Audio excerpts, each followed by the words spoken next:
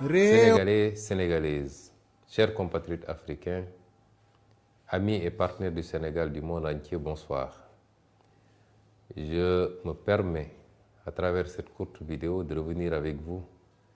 sur les derniers événements qui ont frappé notre pays, le Sénégal, et qui ont fini de révéler ou de confirmer au monde entier, mais surtout au peuple sénégalais, le véritable visage du président Macky Sall. Visage qu'on peut dépeindre sous les couleurs de la haine, de l'acharnement, de la violence gratuite par ses forces de défense et de sécurité, de la persécution permanente contre toutes les voix dissidentes, qu'elles soient de la société civile, des mouvements citoyens ou des partis politiques d'opposition, notamment par l'instrumentalisation d'un pan entier de la justice. Pour tous ceux qui en doutaient encore, ce qui s'est passé aujourd'hui en est une parfaite illustration. Je commencerai par regretter les nombreuses arrestations de ce jour. Mais je commencerai surtout par regretter le lourd tribut payé encore par la ville de Bignona. On nous signale 2 blessés graves, l'un ayant perdu un œil et l'autre ayant perdu quasiment son organe génital à partir des manifestations et parce que des balles réelles auraient été tirées par les forces de l'ordre. Ces crimes et forfaitures ne resteront pas impunis. Nous l'avons dit et redit. Tout ce qui s'est passé ces 12 dernières années et qui a occasionné de lourds dégâts, de lourdes pertes en vies humaines, en intégrité, en atteinte aux intégrités physiques, mais également en emprisonnement fortuit et gratuit, ne restera pas impuni. Chers compatriotes, ce qui s'est passé aujourd'hui illustre à suffisance tous les aspects que je viens d'évoquer. D'abord, ce qui s'est passé le matin en quittant mon domicile, où encore une fois, les forces de défense et de sécurité ont obstrué le passage pour essayer de nous imposer une trajectoire, un itinéraire, ce que nous avons refusé, allant jusqu'à heurter des véhicules de notre convoi. Ce qui s'est passé ensuite au niveau du palais de justice, où le juge en charge de ce dossier a voulu, pour des raisons que personne ne comprend, retenir ce dossier aujourd'hui et le juger, le vider aujourd'hui même. Alors que quasiment tous mes avocats venaient juste de se constituer et n'avaient pas eu accès au dossier et que les avocats qui en avaient eu accès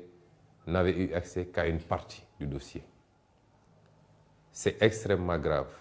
C'est d'autant plus grave que le juge n'a présenté comme motivation à cette attitude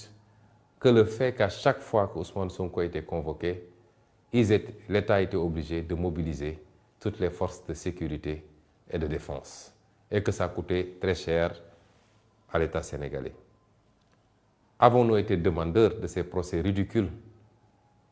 Sommes-nous les instigateurs de ces complots et de ces manipulations dont la seule visée est d'obtenir une condamnation pouvant empêcher Ousmane Sonko d'être candidat pour l'élection présidentielle du 25 février 2024. Est-ce que cela peut justifier qu'on empiète, qu'on piétine, qu'on viole les droits de la défense, qui sont mes droits en l'occurrence, simplement parce que la mobilisation de ces dispositifs des forces de sécurité et de défense coûte très cher à l'État du Sénégal? Qu'un juge puisse réagir comme ça est suffisamment inquiétant et doit nous préoccuper par rapport à son indépendance, puisqu'il a pris des instructions pour parler ainsi. Ce qui s'est passé ensuite à la fin de cette audience, puisque n'eût été l'insistance, j'allais dire même la résistance des excellents avocats qui se sont constitués pour notre défense, que je remercie au passage. Énormément d'avocats sont constitués aujourd'hui Aucun de ces avocats ne nous a demandé d'honoraires pour défendre notre cause. Je les remercie, mais je les félicite surtout parce qu'ils ont fait montre de détermination, de combativité, mais ils ont montré que le Sénégal doit être fier de ses avocats. N'eût été la détermination de ces avocats, mais n'eût été également un barreau debout. Et j'en profite pour féliciter M. le bâtonnier qui a pu intervenir pour insister sur le fait que les droits de la défense sont sacrés dans un procès et que rien ne s'opposait et tout convergeait. La pratique judiciaire et tous les éléments d'un procès, tout convergeait vers un renvoi, comme le demandaient mes avocats. Nous avons vu aujourd'hui un barreau debout, un bâtonnier debout. Nous attendons de la magistrature qu'elle soit aussi debout, parce que la justice est le pilier fondamental d'une république et la première garante de la stabilité dans un pays. Une justice couchée est un danger pour l'équilibre social, politique, économique, politique, géopolitique d'un pays. Nous demandons à l'Union des magistrats, à l'ensemble des magistrats, procureurs, juges d'instruction, à revenir à la raison et à comprendre qu'ils ont un sacerdoce, c'est de servir, de juger au nom du peuple sénégalais et non pas de servir les desseins politiques d'un régime et du président Macky Sall. Ce qui s'est passé au sortir de cette audience, où le monde entier a pu voir toutes les entraves qui ont été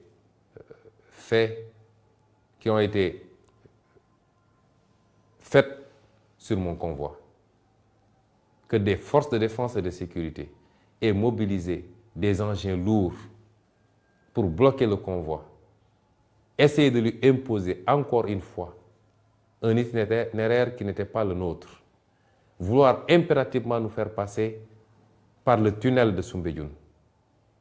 où il y avait un piège puisqu'il y avait des nervis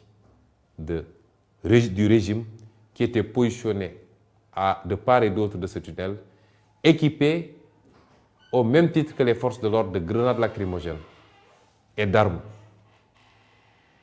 Ces forces de l'ordre ont voulu nous forcer à passer sous le tunnel, alors que rien ne s'opposait à ce qu'on puisse passer au-dessus du tunnel. C'est cela qui a amené le blocage du convoi, léger de grenades lacrymogènes, et c'est ça qui nous a amené à la situation que vous avez vécue. Ces mêmes forces de défense et de sécurité ont voulu m'imposer de sortir de mon véhicule pour entrer dans l'un de leurs engins blindés. Ce que j'ai formellement refusé parce que j'ai quitté mon domicile en citoyen libre, à bord de ma voiture, accompagné de ma sécurité, pour aller au tribunal. Et je tenais à rentrer dans les mêmes conditions. Ce qu'ils m'ont refusé, allant jusqu'à exercer une violence inédite, inouïe, gratuite sur mon véhicule et sur ma personne. Le monde entier a vu des agents des forces de l'ordre casser la vitre de ma voiture, forcer les serrures pour m'extraire de force de cette voiture et me conduire directement à bord de l'un de leurs fourgons blindés. Ce que rien ne justifiait. Puisque si les forces de l'ordre veulent nous faire croire qu'avec tout ce dispositif qu'ils avaient déployé, ils n'avaient pas les moyens d'escorter notre convoi et de nous conduire à notre domicile, personne ne peut y croire. Le pire, c'est qu'aujourd'hui, on a vu des milices privées se fondre dans les rangs des forces de l'ordre, tirer des grenades lacrymogènes contre les foules sans que ces forces de l'ordre n'interviennent. Ce qui se passe dans ce pays est extrêmement grave. Le régime de Macky Sall entretient une milice privée que tout le monde connaît et reconnaît, que nous connaissons, que nous avons identifiée, photographiée. Et cette milice, aujourd'hui, commet des exactions contre les populations. Un des acteurs éminents de la société civile a parlé de guerre civile la dernière fois. Certains se sont empressés de s'acharner contre lui. Mais le président Macky Sall nous conduit directement vers une situation désastreuse. Parce que personne n'acceptera de se laisser tirer comme des lapins par des milices privées entretenues par le régime du président Macky Sall. J'en appelle donc à l'ensemble du peuple sénégalais. J'en appelle à la communauté internationale pour vous dire que celui qui s'est présenté à vous comme un démocrate, qui a essayé de dépeindre son opposition comme une opposition violente, déraisonnée, est le seul dictateur, le seul violent, le seul haineux qui existe aujourd'hui au Sénégal. Le Sénégal est un grand peuple qui a jusqu'à présent résisté à tous les soubresauts, qui n'a jamais connu, qui n'a jamais été traversé par des considérations liées à l'ethnie, à la race, à la région d'appartenance. C'est seulement sous le régime du président Macky Sall qu'on a commencé à entendre ces discours haineux. Je veux dire à cette communauté internationale et au peuple sénégalais que cette obsession pour le pouvoir et pour un troisième mandat est en train de mener le président Macky Sall et son régime à franchir la ligne rouge qu'aucun président avant lui n'avait franchie dans ce pays. Celle-là qui nous conduit vers la déstructuration du tissu social. Il est temps d'arrêter le président Macky Sall. Dès demain, nos avocats qui sont en train de travailler sur les suites à donner à tout cela déposeront certainement des plaintes, même si on n'a pas espoir, vu ce qui se passe dans la justice sénégalaise. Mais certains comportements et certains crimes ne sont pas prescriptibles. Contre tous les acteurs qui ont été mêlés à ces exactions, à commencer par le ministre de l'Intérieur, les généraux et chefs de la police qui sont mêlés à qui sont les donneurs d'ordre, les commissaires et autres commandants qui y sont directement mêlés, des plaintes seront déposées parce que nous ne laisserons pas passer de telles attitudes qui ne relèvent pas d'une police nationale, mais qui sont des attitudes de banditisme. Comment pouvez-vous imaginer qu'un grand avocat comme Maître Clédor Ciré Ly, l'un des meilleurs d'Afrique de l'Ouest, procédurier et pénaliste, ait été brutalisé, extrait de force de la voiture pour être conduit dans un fourgon blindé? Comment pouvez-vous expliquer qu'un avocat qui a plus de 42 années de barre comme Kawsu Kaba Bodian, plus de 80 ans, soit aujourd'hui brutalisé, qui ne présentait aucun risque, aucune menace pour ses forces de défense et de sécurité? Comment pouvez-vous expliquer ça? Qu'est-ce qui peut justifier ces actes gratuits de violence et de vandalisme policier sur ordre du président Macky Sall et de son ministre de l'Intérieur? Ce qui se passe au Sénégal est suffisamment grave pour alerter tous les démocrates, alerter tous les républicains, alerter le monde entier, puisque depuis des années, les droits et libertés sont piétinés. La démocratie est à l'agonie. Je féliciterai et je remercierai tous les acteurs politiques, tous les acteurs de la société civile qui se sont offusqués de cette situation, parce qu'on sort carrément du cadre de la politique. Je veux dire aux Sénégalais que nous sommes en train de nous approcher dangereusement de la ligne rouge.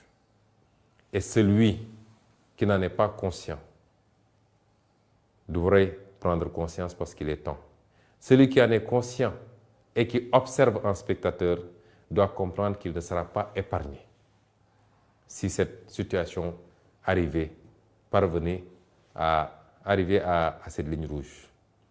Je voudrais également dire qu'on ne peut pas arrêter la mer avec ses bras. Ce qui inquiète le président Macky Sall et son régime, ce qui les met mal à l'aise, c'est cette déferlante humaine à chaque fois que nous sortons. Cette popularité grandissante. Je l'ai toujours dit, ce n'est pas un mérite. Et les Sénégalais ne nous suivent pas, n'adhèrent pas à notre discours et à notre projet par rapport à notre personne. Nous avons beaucoup travaillé à faire comprendre aux Sénégalais là où nous voulons aller. Ce combat pour la souveraineté, ce combat pour la dignité recouvrée, ce combat pour la réappropriation de notre destin national, c'est ce que les Sénégalais ont compris. Et c'est pourquoi ces milliers, ces millions de jeunes sortent à chaque fois pour suivre nos convois, pour adhérer à ce projet. C'est pourquoi ces milliers d'intellectuels adhèrent à ce projet. C'est pourquoi la diaspora, dans presque sa globalité, adhère à ce projet. C'est pourquoi même les forces de défense et de sécurité, qui exécutent des ordres, souvent malgré eux, adhèrent à ce projet. C'est pourquoi tous nos compatriotes africains nous suivent de très près, comprennent le discours et adhèrent à ce projet. Si le président Macky Sall pense qu'il peut arrêter cela par l'intimidation, par l'instrumentalisation de la justice, par la violence gratuite, il se trompe et il est temps qu'il revienne à la raison. C'est la dernière fois que je le dirai. Je veux féliciter le peuple sénégalais, féliciter cette jeunesse formidable et terminer par vous dire ce que je vous ai toujours dit. Nous ne vous décevrons jamais. Nous ne vous trahirons jamais. Ce combat est le nôtre. Vous avez droit à la même prospérité, au même progrès, au même bonheur, au même espoir que tous les peuples du monde. Nous ne vous décevrons jamais. Je terminerai enfin par souhaiter au peuple américain une bonne fête d'anniversaire. Parce qu'aujourd'hui, j'aurais dû être à l'ambassade des États-Unis sur invitation de l'ambassadeur. Au moment où je vous parle, j'aurais dû être à cette ambassade pour célébrer avec eux, avec ce grand peuple américain, sa fête d'indépendance. Je suis, malgré moi, sous résidence surveillée et de manière tout à fait illégale parce qu'aucun juge n'a décerné une ordonnance pour que je sois sous résidence surveillée. On me refuse tout déplacement hors de mon domicile, barricadé par des chars de combat, par des dragons, par des véhicules lourds et par des centaines et des centaines de policiers et de gendarmes. Je voudrais dire au monde entier que voilà le visage de Macky Sall et de son régime. Je vous remercie. Mbokki Sénégal, asalaamaaleykum. ñu ngi leen di nuyu di leen ziar di dellu seeg yéen ci lu gàtt rek waxtaan ak yéen ci xew-xew réew mi. ñun ñëpp dundandoo li xew ci réew mi bésu tey jii muy citoyen bu ñu woo tribunal mu mel ni rek saa suñu woowee situation boobu tribunal réew mi day taxaw réew mi dootul noqi réew mi dootul dox waaye li ci gën a garaaw mooy ñoom ñi koy woo tribunal ñooy suuxat fitna gi. ñu ngi masawu ñëpp ci li ñu dund tey ndax metti woon na ci ñëpp doore ko ci ki gën a yombule mooy ki nga xam ne tey bëggoon na xëy liggéeyut wala bëggoon na ubbi magasin ubbiwu ko ba ki ci gën a jafele mooy ki nga xam ne gaañu na ci gaañu gu métti ci diggante boobu nag lu nekk a ngi ci ñii jàpp nañ leen ci lu teguwul yoon ñii yàq nañu seen alal ñii sànni nañu saxaar su bon si ci seen biir kër ñun ñëpp ñuy ànd di leen masaw bu ñu sañoon du am bu ñu sañoon du demee noonu waaye dafa fekk Sénégal am buur goo xam ne buuru fitna la buuru jaay doole la buuru dóoraate la buuru tojaate la buuru reyaate la ñu koy dund nag depuis ay at bi ko yàlla tegee fii ba léegi waaye mu mel ni at yi weesu rawatina ñett yi dafa gën a tar may masawu ñépp di ci jiital nag la xew fële ci Bignona nga xam ne wax nañ ñu ci balaa ñuy door waxtaan gi ñaar ñoo xam ne gaañu nañ ci gaañu goo xam ne am nañu njortu ni ay bal fetal lañ leen dóor kenn ki ñàkk na ci bëtam keneen ki nee nañu ci awra gi lañ ko dóor ba boo moytul ñàkk na ko définitivement ñuy dañuy laajoon te laajaat ko mooy lu tax Bignona ndax keroog rek ci àjjuma bi manifestation yu metti am na ci suñu dëkk gee di Mbàkke waaye kenn dóoru fa balu fetal kenn tuuru fa bëtu nit kenn gaañu fa nit boo xam ne fetal la lan moo waral saa su ne bu dee foofa la ñu ne dóor nañ fa balu fetal ñu leen di massaw di massaw seen waa kër di massaw ñëpp rek. mbokk yi li xew tey ñun ñëpp ko gisandoo wooti nañu Ousmane Sonko ne ko ñëwal tribunal waaye bi Ousmane Sonko di génn këram lañu commencé fitna gi. lan moo waral saa suñu nee Ousmane Sonko woo nañ ko ñoom ñoo koy daggal fu mu war a jaar ak nu mu fa war a jaaree. gis ngeen ni bi ñuy génn suñu kër ba egg fii ci rond-point VDN bi lañu commencé provocation yi ba benn ci seen oto waaye sax nee nañ ñu du seen oto ñoom alkaati yi am na ñu ma ne oto nervi yi la mooy samba boy yi nga xam ne tey APR ak ñoom waa kër Macky Sall ngemb nañ leen jox leen doole jox leen gànnaay yi jox takk der yi ñu am sañ-sañu di sànni ay grenade waaye yor sax ay fetal te saa su ne ñooy jaxasoo ci mbir mi fitna yu bari yi ngeen gis ni ci ñoom lay jóge foofu la ñu commencé fitna gi topp ko ba ñuy egg tribunal ba ñu eggee tribunal it baax na sénégalais xam la xew ci tribunal tey ndax nit yor na làmmiñam fu ne mu wër fa wax fa ma dellu leen wax leen li ma leen di wax gis ngeen dossier bi gisaguma juge bu ci condamné Ousmane Sonko ni ma ko waxoon ci beneen dossier bi ndax nag sàcc ndënd yomb na de waaye foo koy tëggee wër ci télé yi di wax yomb na trop waaye dossier bu gën a vidé bii amul la ma waxoon yépp ma féddali ko moom moomu di wax Mame Mbaye Niang rapport IGF da ko épinglé mu def ay njombe yu garaaw yoo xam ne document yépp ñu ngi ko yor Sénégal ñu warul wax rek ay wax tey jii dafa waroon taxaw ci kanamu àttekat ñu koy àtte loolu lépp ñu yor ko moo tax jarul yuuxu jarul wax buñ ci eggee rek dinañ def li ñu war a def te ñi war a seede yépp nag il faut ñëw seede commencé ko ci Amadou Ba ndax moo taxaw ci assemblée nationale ne rapport bi am na ba jox nañ ko ñi ñu ko war a jox ñépp kon sénégalais kenn du leen fooye def li ñuy def ba pare yor seen làmmiñ di wax ba pare ne kenn du ci tudd mun nañu noggatu ay journaliste waaye Ousmane Sonko du ñooña ba ñu eggee amul luñ ciy ragal waaye dossier justice dafa am nuñ koy gérer ba ñuy dogg ci foofu juge bi ñu fa fekk la fa nekkoon ci dossier bi daf leen renvoyé juge boobu di bëgg a parax-paraxee ne tey mu taxañ dossier bi tey mu àtte dossier bi ci jamono joo xam ne li ëpp ci samay avocat ñi ngay doog a constitué wu joxaguñ leen sax dossier bi xanaa kay nit balaa nga koy défendre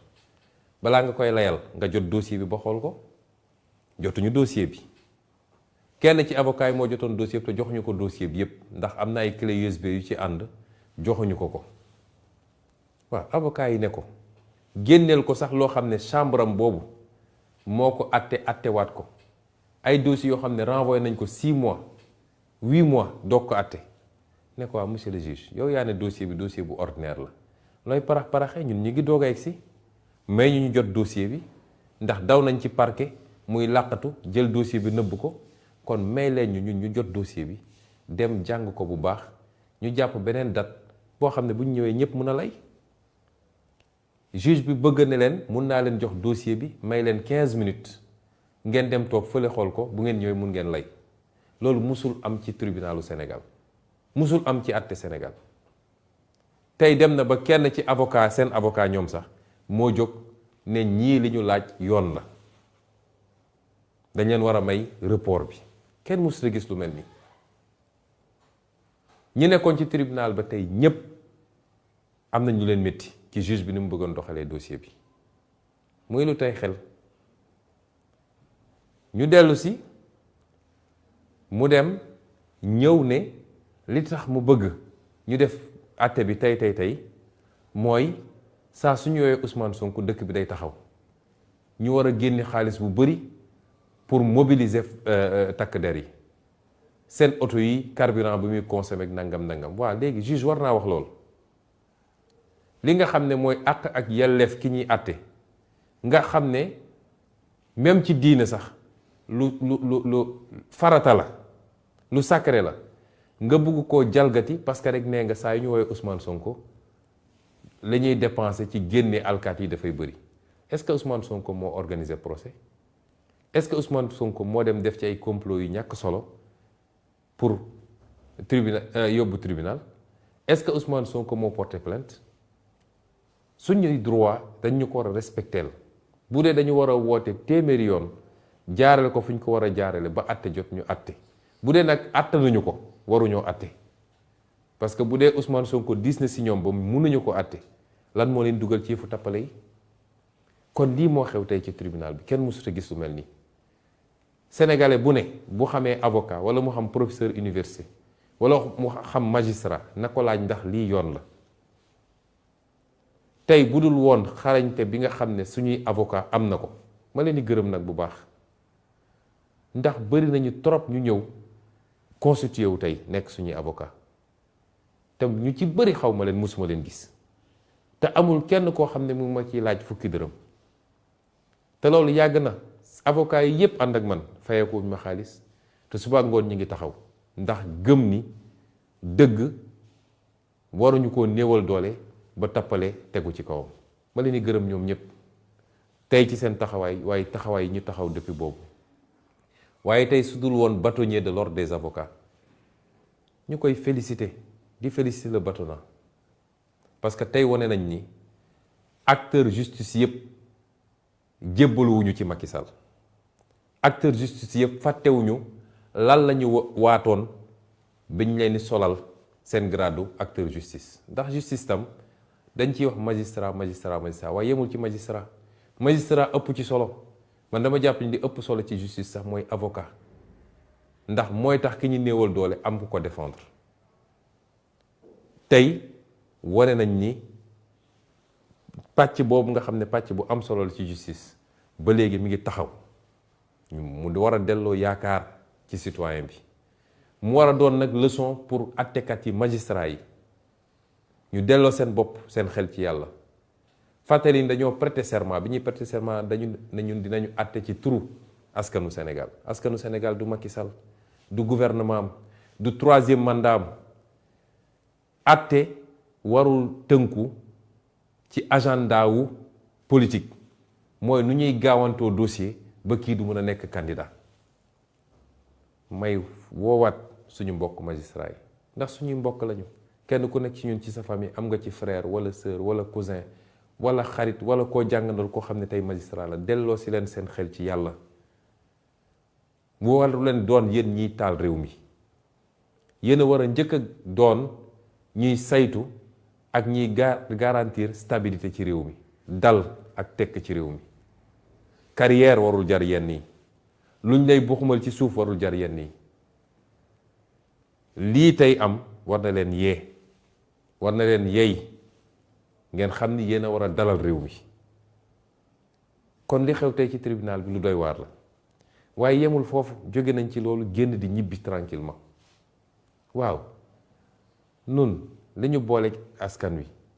du suñu mérite yàllaa ko def yàllaa def cofeel suñu diggante ak askan wi bu ñuy génn xale yi topp suñu gannaaw di daw la nit ñi di gis waaye immeuble boo romb ku fay liggéey ak ku fa dëkk ak góor ak jigéen ak mag ak ndaw ñépp a ngi taxaw ci balcon yi ñu ngi ciy sant yàlla loolu sas la soññ la bu Sénégalais yi sas ñu moo tax ma leen di wax duñ leen mus a décevoir duñ leen toog mukk ba ne am nañu gàcce ci Ousmane Sonko ak ñi mu ànd ak parce que lii ñu sumb nii ñun jaamu yàlla lañ ko jàppee politique gu ñu de soxlawuñu 15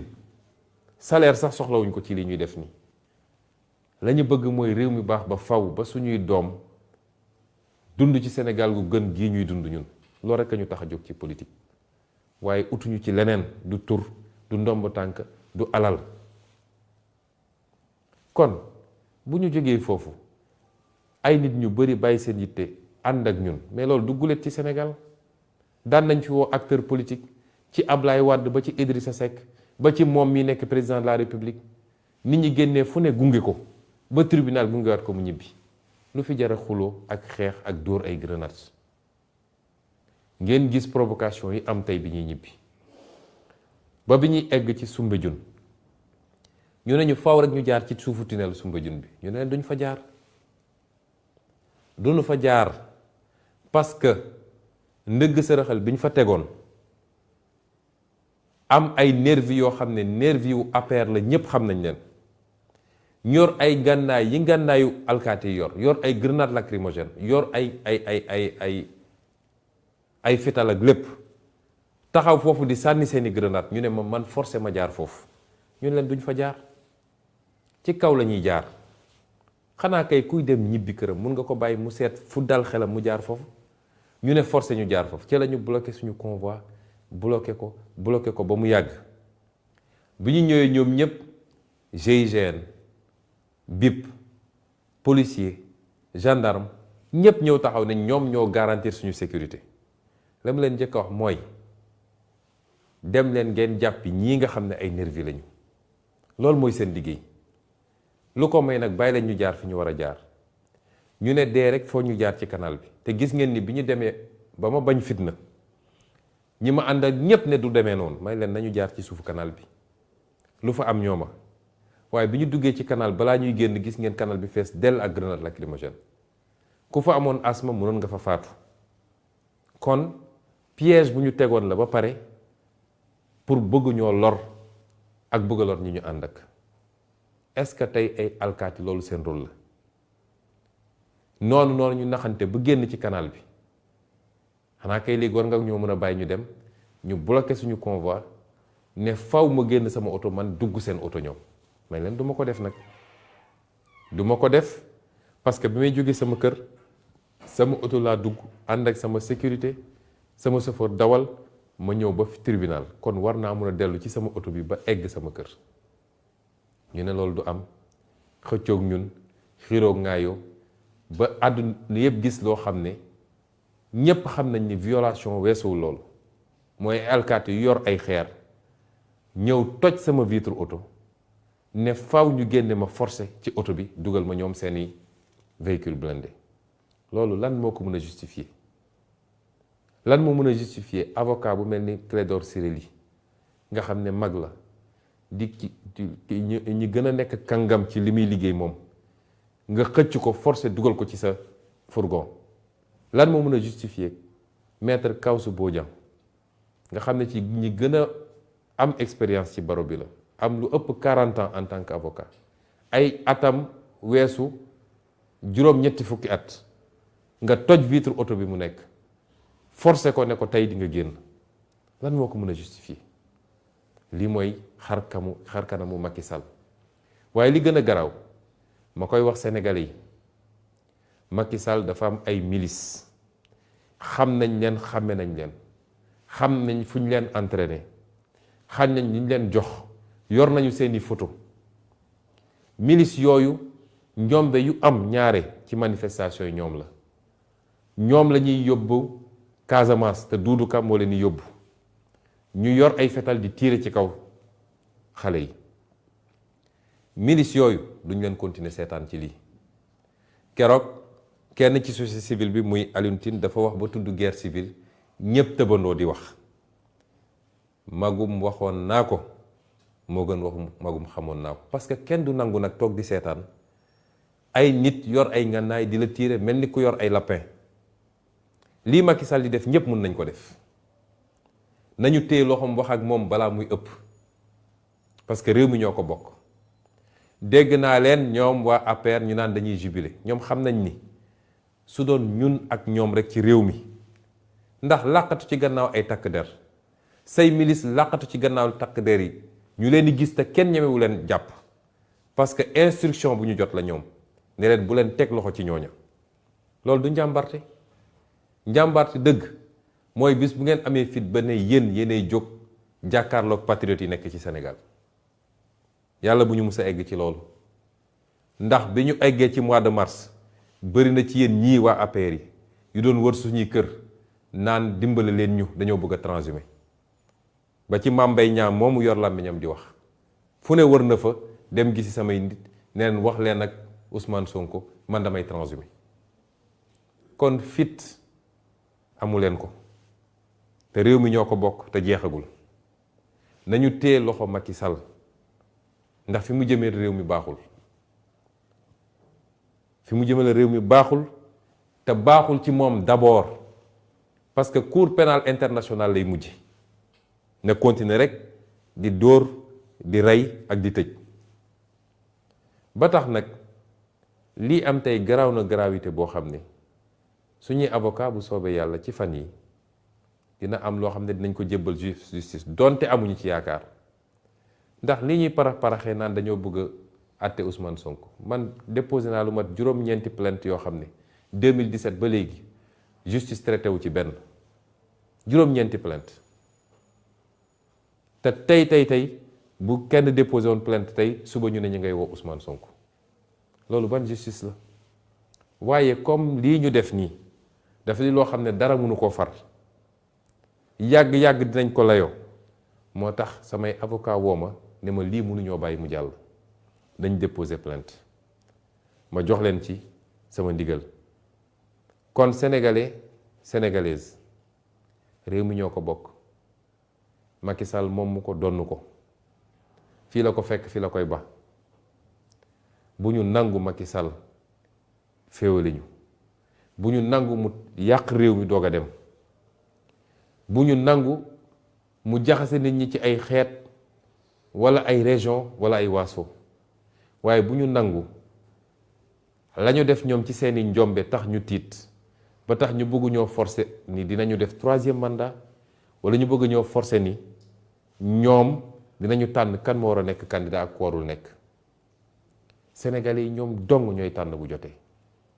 moo taxit ñu ngi leen di masawu waaye ñu ngi leen di gën a soññ bëri na Sénégalais yu ñuy woo la ñuy bind ñii di joxe ay ñaan ak ay dog lu baax la ñii di wax seen ñeewante ci ñun lu baax la waaye fi ñu toll soxlawuñu yërëmande ñaan it ñaan nañu waaye yàlla bay sa tool li ma bëgg a wax patriote ak patriote yi li ma bëgg a wax patriote ak sympathisant yi li ma bëgg a wax sénégalais yépp nekkuñu ci jamono xonqali bët man mii di Ndeye Mbill mi mus leen ma gis ma xonqal bët nekkuñu ci jamono ragal ndax man mii di Ndeye Mbill mi ragaluma jamono takk suñu ndigg jàkkaarloog Macky Sall won ko ni lu ko mbir mi jaral nañu lu ko ëpp jamono jooju lañ toll man ay nit yu dogu laa soxla ay nit yu am fit laa soxla ay nit yoo xam ne Sénégal jaral na leen ko laa soxla parce que suñuy doom ak suñuy sët mérité nañu loolu waaye ndaw ñi am yaakaar mérité nañu loolu lii nag ngeen gis du yoon ndax jamono ji waxtu wi ma nekk ak yéen moom moo waroon fekk ambassade du États-Unis ñuy feete tey seen anniversaire indépendance invité woon ma ci ni ñu invité ñu bari ci ay kilifa waaye gis ngeen ni dañ ma def résidence surveillée mooy awma sañ-sañu génn sama kër awma sañ-sañu dawal sama oto dem awma sañ-sañu dox dem muy loo xam ne amul lu ko gën a garaaw ndax loolu pour mu am juge rek moo mënoon ne maa ngi teg Ousmane Sonko ci résidence surveillée benn juge defu ko lii di leneen lu yokku ci li nga xam ne mooy taxawaayu Macky Sall ci Sénégal waaye taxawaayu Macky Sall jëmale ko ci sama jëmm ji man nag Macky Sall mënuma xoqatal mënuma tiital ay at a ngi nii muy essayé te tey la wàllu gën a ay may gërëm di sant mboolem seen ñi nga xam ne naqaru nañu lii nga xam ne xew na mënuma leen lim ndax ku lim jum waaye ma jiital si ñi nga xam ne ñoo nekk ci société civile bi ñu ngi leen di gërëm di leen sant ma teg ci ñi nga xam ne ñoo nekk ci classe politique bi rawatina ñi nekk ci opposition bi ñoom ñëpp nag ak lu ñu mën a seq ñoom ñëpp seen taxawaay rafet na ñu ngi leen ciy gërëm di leen sant waaye le peuple sénégalais ba ci sax ñoo xam ne bokkuñoo ak ñoom réew ndax gis nañu ay député français waa bitim réew ñoom ñëpp ku nekk bind naqaru lu xew tey ci réew mi kon ñu ngi leen di gërëm ñoom ñëpp li tax nag taxawaay bi am mooy ñi ñëpp dañoo war a xam ni mbir mi du mbirum Ousmane Sonko Macky Sall bu amee li mu bëgg bu paree ci Ousmane Sonko dem ci keneen bu paree ci keneen dem ci keneen ndax lenn mooy mbébétam mooy kenn warul am sañ-sañ ne ànduma ak Macky Sall fii ci biir réew Sénégal loolu nag du ko mus a am ilaa yow mi din du ko mus a am kon ñu ngi leen di gërëm di leen sant di daaneel ci dellu si waxaat ñi nga xam ne ñoom la Macky Sall di ngemb nga nekk ci justice ngay jiite force de défense et de sécurité ngay général ngay inspecteur walla jiite police Macky Sall fukki weer ak ñaar a ko dese ci réew mi bu soobee yàlla mu bëgg ko mu bañ ko fukki weer ak ñaar moo ko dese ci réew mi Macky Sall waru ñoo gënal Sénégal gi waaye Macky Sall waru leen gënal seen bopp ndax lu fi waaye def lu defuut di nga ko layoo ak sénégalais yi di nga ko layoo ak justice ñu ngi leen di gërëm leen sant asalaamaaleykum wa rahmatullah. réew mi bañ naa dootuñu nangu kenn jaay nu réew mi bañ naa déet réew mi bañ naa déedéet dootuñu fi nangu buumu jaam. réew mi bañ naa dootuñu nangu kenn noot ñu réew mi bañ naa déet réew mi bañ naa déedéet doo